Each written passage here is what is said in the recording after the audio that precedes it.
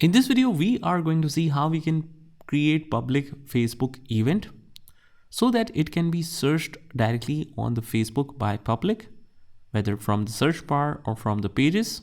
Here's what you need to do. Click on the top right hand corner and click on the profile icon.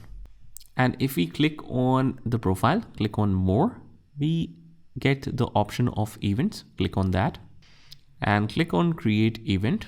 Host is myself. Write that it is a public event. You can write any event name you want. And this is specifically useful, especially if you have a public expo, any kind of exhibition that is open to all and so on.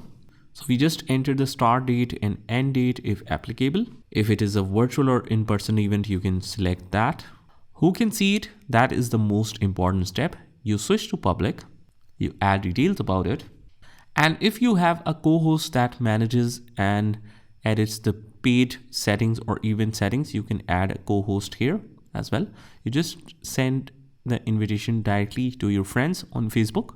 And if it is a repeated event, you can set the frequency of it, whether daily, weekly, or monthly. So you set that.